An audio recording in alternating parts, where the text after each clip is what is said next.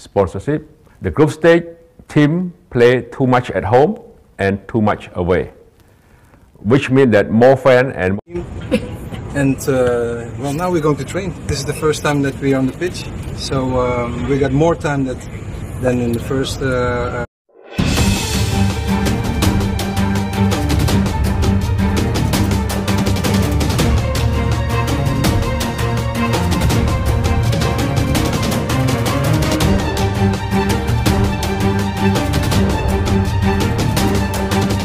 Akhirnya ambisi AFF terwujud.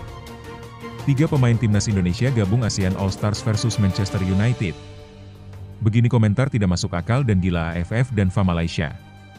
Tapi, Mimin minta tolong tonton video ini sampai selesai, agar tidak ada kesalahpahaman yang terjadi. Dan tak bosan-bosan juga, tolong like dan share video ini ke media sosial kalian agar semua orang tahu apa yang sedang terjadi. Beredar kabar sebelumnya, Presiden AFF Yves Samet berencana tarik 9 pemain timnas yang dicoret Patrick Kluivert. Kita harus selamatkan muka ASEAN All Stars versus Manchester United. Laga ini adalah harga diri Asia Tenggara. Begini komentar gila Yves Samet yang bersikukuh mendatangkan 9 pemain timnas Indonesia yang dicoret Patrick Kluivert. Sama seperti Presiden AFF, Presiden FA Malaysia juga mempunyai pendapat yang sama, mengingat Malaysia punya kepentingan menggelar laga ASEAN All Stars versus Manchester United karena digelar di Stadion Bukit Jalil, Malaysia.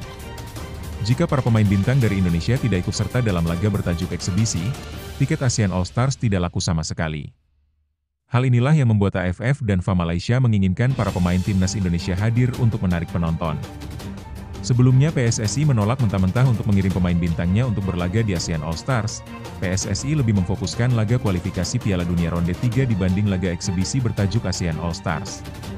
Mendengar ada 9 pemain skuad Garuda yang akan dicoret, Presiden AFF Yves Samet ingin mengambil 9 pemain yang dicoret. Jika PSSI tidak mengizinkan, AFF tidak segan-segan mengeluarkan PSSI dari anggota AFF. Indonesia harus menanggung konsekuensinya. Kalau mau main di Piala Dunia, Indonesia harusnya bisa mencobanya tahun depan. Karena tahun ini ada ASEAN All Stars versus Manchester United yang merupakan pertandingan soal harga diri sepak bola Asia Tenggara. Kabar baru-baru ini, akhirnya AFF mendapatkan pemain timnas Indonesia. Elkan Bagot dan 2 pemain muda Indonesia perkuat ASEAN All Stars hadapi Manchester United. 3 pesepak bola muda tanah air, Kakang Rudianto dari Persib Bandung dan Malik Rizaldi dari Persebaya Surabaya dan Elkan Bagot, terpilih memperkuat tim ASEAN All Stars dalam laga persahabatan melawan klub raksasa Inggris, Manchester United. Pertandingan ini dijadwalkan berlangsung di Stadion Bukit Jalil, Malaysia, pada Rabu, 28 Mei 2025.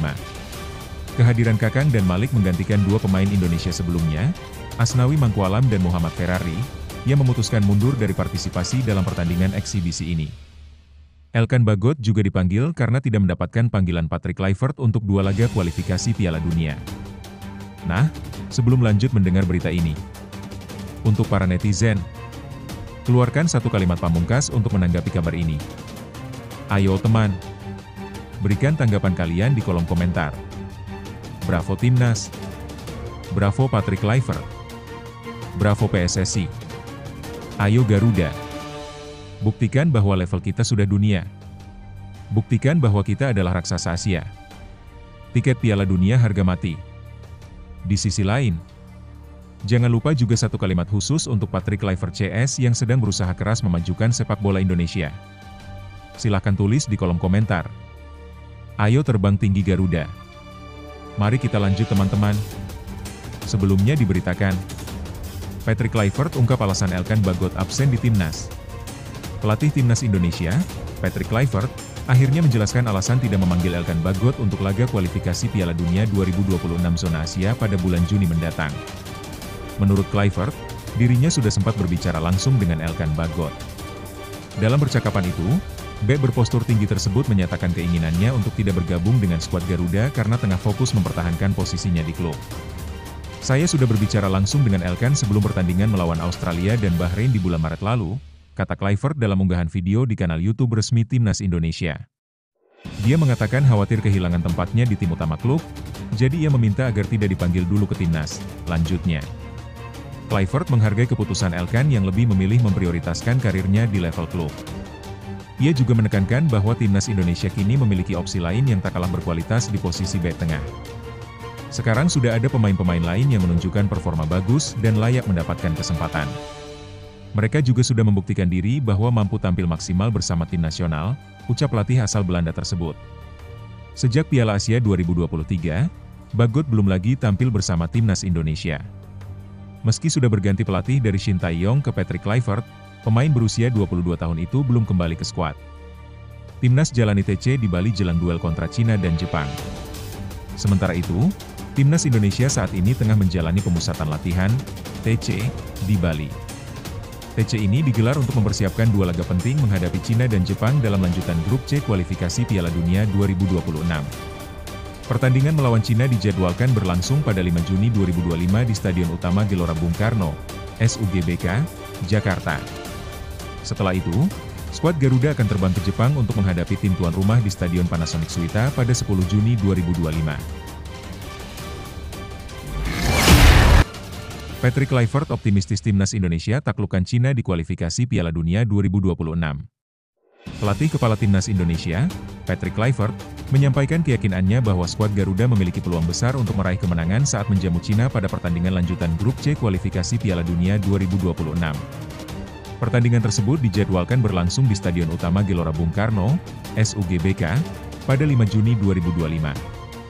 Menurut Kluivert, mengalahkan Cina merupakan target yang masuk akal dan bisa dicapai oleh Jai Itzes dan rekan-rekannya. Ia pun menaruh harapan besar pada laga tersebut sebagai momentum penting menuju fase selanjutnya.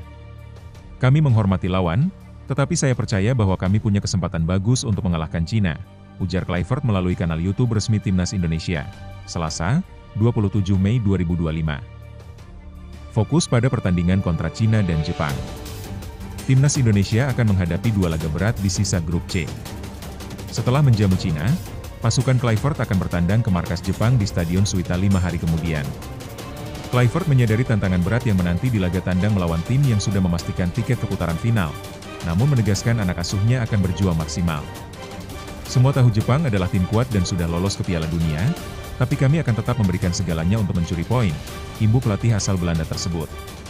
Kluivert secara realistis menargetkan 3 poin dari 2 laga tersisa, dengan fokus utama pada laga melawan Cina yang dianggap lebih terbuka untuk dimenangkan. Persiapan serius di Bali. Untuk menghadapi 2 laga krusial ini, Timnas Indonesia telah memulai pemusatan latihan, TC, di Bali sejak Senin, 26 Mei 2025. Dari total 32 pemain yang dipanggil, sebanyak 23 diantaranya telah bergabung, sedangkan 9 lainnya dijadwalkan menyusul secara bertahap hingga Rabu 28 Mei. Saat ini, Timnas Indonesia menempati peringkat keempat klasemen sementara grup C dengan koleksi 9 poin. Hasil 2 laga ke depan akan menjadi penentu apakah skuad Garuda mampu menjaga asa tampil di Piala Dunia 2026. Hom Haye tanggapi laga Timnas Indonesia versus Cina, bukan balas dendam, tapi waktu yang tepat untuk pembuktian. Gelandang tim nasional Indonesia, Hom Haye, memberikan tanggapan yang bijak mengenai laga penting melawan Cina dalam lanjutan kualifikasi Piala Dunia 2026 zona Asia. Pemain berusia 29 tahun itu menegaskan bahwa pertandingan yang akan berlangsung di Stadion Utama Gelora Bung Karno, SUGBK, Jakarta, pada 5 Juni 2025 nanti bukanlah ajang balas dendam, melainkan momen penting untuk menunjukkan perkembangan dan kekuatan baru tim Garuda. Timnas Indonesia saat ini sedang berjuang di babak ketiga grup C dan akan melakoni pertandingan ke-9 menghadapi tim kuat Cina. Pada pertemuan pertama Oktober 2024 lalu, Indonesia harus mengakui keunggulan Cina dengan skor tipis 1-2. Kekalahan itu tentu masih membekas di benak pemain dan suporter. Namun bagi Hom Haye, pertandingan nanti tidak perlu dibumbui dengan semangat balas dendam, melainkan dijadikan motivasi untuk menunjukkan bahwa Timnas Indonesia kini lebih matang dan solid. Saya tidak melihat pertandingan melawan Cina sebagai ajang balas dendam. Kami lebih fokus kepada diri sendiri, pada bagaimana kami bisa menunjukkan bahwa kami telah berkembang dan tampil jauh lebih baik dibandingkan pertemuan pertama, ujar Haye melalui kanal YouTube pribadinya, The Haye Way, Minggu, 25 Mei 2025. Saat ini, Indonesia berada di posisi keempat klasemen sementara grup C dengan 9 poin. Meski masih di bawah Jepang yang sudah hampir pasti lolos ke putaran final, peluang Indonesia untuk melangkah ke babak keempat masih terbuka lebar, terlebih jika mampu mengamankan poin penuh saat menghadapi Cina. Menurut Haye, tim pelatih dan pemain sudah melakukan evaluasi mendalam terhadap kekalahan sebelumnya. Salah satu hal yang menjadi fokus adalah perbaikan strategi dan komunikasi antar lini. Haye percaya bahwa secara teknis dan mental, para pemain kini lebih siap. Kami merasa waktu itu belum menampilkan performa terbaik. Sekarang kami lebih kompak, lebih tahu bagaimana memanfaatkan kekuatan sendiri, dan pelatih juga sudah menyiapkan strategi berbeda. Jadi pertandingan nanti adalah tentang bagaimana kami bisa menunjukkan bahwa kami telah belajar dari kekalahan, tambah pemain yang juga pernah memperkuat SC Heerenveen itu. Haye juga membandingkan situasi pertandingan melawan Cina dengan pertemuan sebelumnya melawan Bahrain. Saat melawan Bahrain, Indonesia bermain dengan semangat tinggi karena ada rasa ketidakadilan yang dirasakan akibat keputusan kontroversial wasit yang menyebabkan laga berakhir imbang 2-2. Namun dalam konteks melawan Cina, motivasi tim bukanlah karena merasa dizalimi, melainkan karena ingin menebus performa buruk di pertemuan pertama. Melawan Bahrain memang terasa emosional. Banyak situasi di lapangan yang membuat kami ingin membuktikan sesuatu. Tapi Cina berbeda. Ini bukan soal emosi, tapi soal pembuktian kualitas, ujarnya. Bermain di kandang sendiri, di hadapan ribuan pendukung yang akan memadati SUGBK, menjadi tambahan semangat bagi para pemain. Tom Haye mengungkapkan bahwa seluruh pemain antusias menyambut laga ini dan ingin memberikan hasil terbaik sebagai bentuk penghargaan atas dukungan yang selama ini diberikan oleh supporter tanah air. Kami tahu, dukungan dari masyarakat Indonesia luar biasa. Ini kesempatan untuk membalasnya dengan performa terbaik dan hasil yang positif. Bukan karena ingin balas dendam pada Cina, tapi karena kami ingin membanggakan negara, tegasnya. Pertandingan melawan Cina bisa menjadi titik balik penting bagi perjalanan timnas Indonesia di kualifikasi ini. Jika mampu meraih kemenangan, maka peluang untuk melaju ke fase berikutnya akan tetap terjaga. Dan bagi Tom Haye serta rekan-rekannya, laga ini akan menjadi simbol bahwa timnas Indonesia telah berubah dan siap bersaing di level tertinggi Asia. Demi timnas Indonesia, Mads Hilgers rela abaikan masa depannya di FC Twente. Pemain belakang berdarah Indonesia, Mads Hilgers, menunjukkan dedikasi luar biasa untuk tim nasional Indonesia. Menjelang laga-laga krusial melawan Cina dan Jepang dalam lanjutan kualifikasi Piala Dunia 2026 zona Asia, bek berusia 24 tahun ini mengaku siap mengesampingkan masa depannya di klubnya, FC Twente, demi fokus membela Merah Putih. Hilgers menjadi salah satu dari pemain keturunan yang diproyeksikan memperkuat lini pertahanan Garuda. Kiprahnya di kompetisi Eropa bersama FC Twente tak diragukan lagi, namun kini ia memilih untuk memprioritaskan panggilan negara, meskipun statusnya di klub tengah dalam ketidakpastian. Kontrak belum diperpanjang, masa depan Hilgers di Twente masih tanda tanya. Saat ini, kontrak Mads Hilgers bersama FC Twente akan berakhir pada Juni 2026. Namun hingga menjelang pertengahan 2025, belum ada kesepakatan atau pembicaraan resmi dari manajemen klub terkait perpanjangan kontrak. Kondisi ini menimbulkan spekulasi bahwa ia mungkin dilepas pada bursa transfer musim panas mendatang. Rumor beredar bahwa Hilgers masuk dalam daftar jual klub untuk jendela transfer kali ini. Namun demikian, belum ada klub yang secara terbuka menyatakan minat untuk merekrut pemain kelahiran Belanda itu. Di tengah ketidakpastian ini, Hilgers tetap tenang dan fokus pada satu hal, mengabdi untuk timnas Indonesia. Fokus penuh untuk Indonesia, tak mau terganggu isu transfer. Dalam sebuah wawancara yang dikutip dari kanal YouTube Voetbal Premier, Hilgers menegaskan bahwa dirinya tetap menghargai kontraknya dengan Twente, dan tidak ingin mengambil keputusan gegabah. Selama belum ada tawaran konkret yang datang, saya tetap pemain Twente, ujar Hilgers. Ia juga mengungkapkan kecintaannya pada klub yang telah membesarkan namanya itu. Sejak bergabung dengan Akademi FC Twente pada 2011, Hilgers telah melalui proses panjang hingga akhirnya menjadi bagian penting dari tim utama. Saya sudah berada di sini selama 13 hingga 14 tahun. Twente bukan sekadar klub, ini adalah rumah kedua saya. Menurut saya, ini adalah klub terbaik di Belanda dengan fans yang luar biasa, lanjutnya. Meski begitu, ia tak menampik bahwa saat ini bukan saat yang tepat untuk memikirkan masa depan klub. Prioritas utamanya adalah memperkuat tim nasional Indonesia yang tengah berjuang untuk mencetak sejarah di panggung dunia. Saya tidak terlalu memikirkan soal masa depan klub saat ini. Fokus saya sepenuhnya untuk Indonesia. Setelah pertandingan, baru saya pikirkan sisanya, ungkapnya. Siap perkuat Garuda hadapi Cina dan Jepang. Hilgers saat ini tengah menjalani pemusatan latihan, TC, bersama 31 pemain lainnya di bawah arahan pelatih kepala Patrick Kluivert. TC digelar di Bali dan menjadi bagian dari persiapan menghadapi dua laga berat melawan Cina dan Jepang di grup C putaran ketiga kualifikasi Piala Dunia 2026 zona Asia. Indonesia dijadwalkan menjamu Cina di Stadion Utama Gelora Bung Karno, SUGBK, Jakarta, pada 5 Juni 2025. Pertandingan ini diprediksi akan berjalan ketat, mengingat Cina akan tampil habis-habisan demi menjaga peluang lolos. 5 hari berselang, Indonesia akan menghadapi tantangan berat lainnya saat bertandang ke Jepang, salah satu kekuatan besar di sepak bola Asia. Hilgers pun diprediksi akan menjadi salah satu pilar penting di sektor pertahanan. Pengalamannya bermain di level tinggi Eropa akan sangat berguna untuk menjaga kestabilan lini belakang Garuda yang akan menghadapi dua lawan dengan kualitas berbeda. Kehadiran pemain-pemain seperti Hilgers, bersama wajah-wajah baru seperti Dean James dan Tom Haye, menunjukkan bahwa timnas Indonesia tengah membangun kekuatan baru yang lebih solid dan kompetitif di level Asia. Kluivert sendiri sudah memberikan sinyal bahwa ia ingin skuad ini tak hanya bertarung, tapi juga mampu mendominasi pertandingan. Mimpi ke Piala Dunia 2026.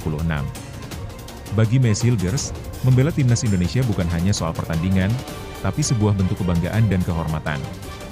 Ia mengerti betapa besarnya harapan publik sepak bola tanah air yang begitu mendambakan kehadiran Indonesia di pentas tertinggi sepak bola dunia.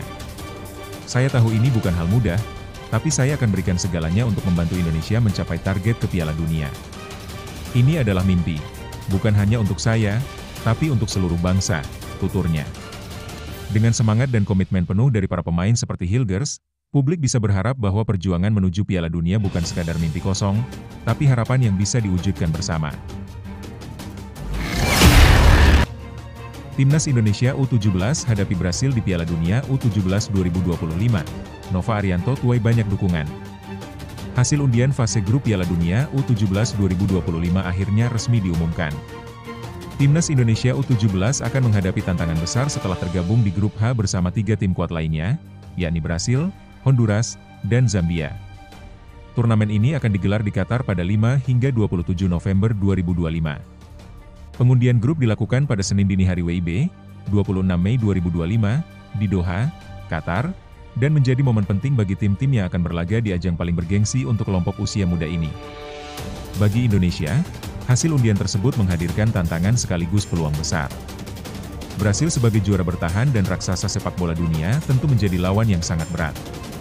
Namun kehadiran timnas Indonesia U17 di grup ini dianggap sebagai kesempatan berharga untuk mengukur kekuatan sekaligus membuktikan kemajuan sepak bola usia muda di tanah air. Reaksi dan dukungan mengalir deras untuk Nova Arianto. Pelatih kepala timnas Indonesia U17, Nova Arianto, langsung menjadi sorotan setelah dirinya mengunggah momen keikutsertaannya dalam acara drawing lewat akun Instagram pribadinya, Nova Arianto 30. Dalam unggahan tersebut, Nova terlihat hadir langsung di lokasi pengundian, menunjukkan keseriusan dan semangatnya dalam membawa tim muda Indonesia tampil kompetitif. Sejumlah warganet memberikan semangat dan doa agar timnas Indonesia U17 bisa tampil maksimal. Berbagai komentar positif pun membanjiri unggahan sang pelatih. Banyak yang mengapresiasi dedikasi Nova dan menyatakan kepercayaan penuh terhadap arahannya dalam memimpin skuad Garuda Muda. Semangat coach, kami percaya timnas bisa membuat kejutan, tulis salah satu netizen. Terus berjuang dan tetap rendah hati, kami dukung penuh, tulis yang lain. Target realistis, semangat maksimal. Dalam pernyataan kepada media, Nova Arianto mengungkapkan bahwa dirinya menanamkan mental juang yang tinggi kepada para pemain. Menurutnya, meskipun lawan-lawan yang dihadapi cukup berat, tidak ada yang mustahil dalam sepak bola, terlebih dalam kompetisi kelompok usia muda yang seringkali menghadirkan kejutan. Saya berharap para pemain tetap menjaga mental yang kuat. Dalam pertandingan 90 menit, segalanya bisa terjadi. Kami akan berjuang sekuat tenaga agar tidak sekadar jadi penggembira, ujar Nova. Ia juga mengungkapkan target minimal yang ingin dicapai adalah lolos dari fase grup, termasuk sebagai salah satu tim peringkat ketiga terbaik. Nova percaya, dengan persiapan yang matang dan kerja sama tim yang solid, hasil positif bisa diraih. Kiprah timnas dan harapan baru sepak bola muda Indonesia. Keikutsertaan Indonesia di Piala Dunia U17 tahun ini bukanlah yang pertama. Sebelumnya, Garuda Asia pernah tampil di edisi 2023 saat Indonesia menjadi tuan rumah. Namun, partisipasi kali ini terasa lebih spesial karena tiket ke turnamen diraih lewat perjuangan di lapangan, yakni dengan menembus babak perempat final Piala Asia U17 2025. Hal ini menandakan kemajuan yang signifikan dalam pembinaan usia muda di Indonesia. Kehadiran pemain-pemain muda bertalenta dan dukungan dari berbagai pihak, termasuk proses naturalisasi beberapa pemain keturunan, membuat banyak pihak optimis bahwa masa depan sepak bola Indonesia berada di jalur yang tepat. Para pendukung, pemerhati sepak bola nasional, Hingga tokoh-tokoh penting seperti Ketua Umum PSSI Erick Thohir pun turut memberikan komentar positif atas hasil drawing.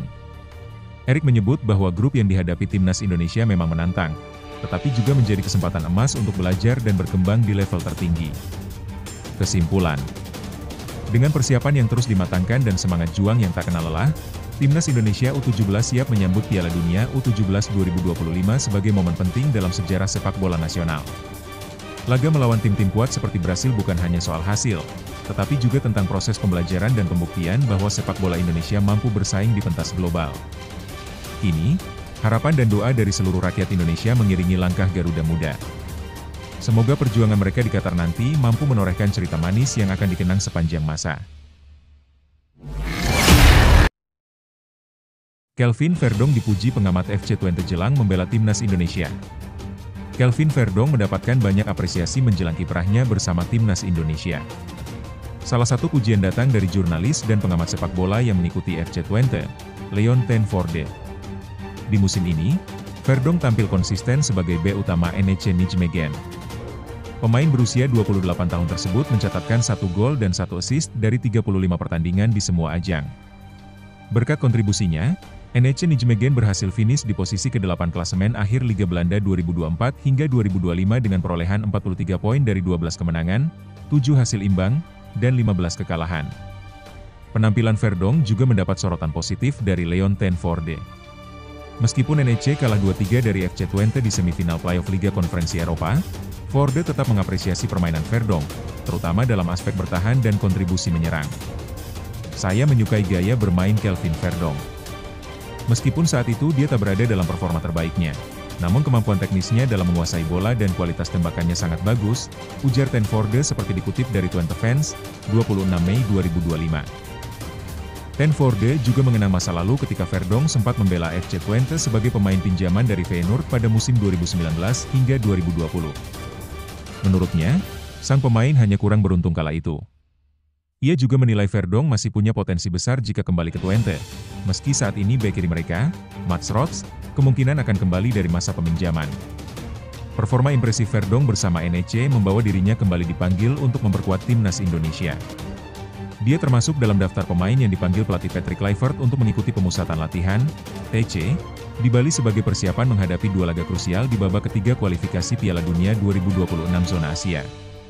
Skuad Garuda dijadwalkan melawan Cina pada 5 Juni dan Jepang pada 10 Juni 2025. Kedua laga ini akan menentukan nasib timnas Indonesia dalam perjuangan lolos ke putaran final Piala Dunia 2026. Saat ini, Indonesia berada di posisi keempat klasemen sementara grup C dengan koleksi 9 poin.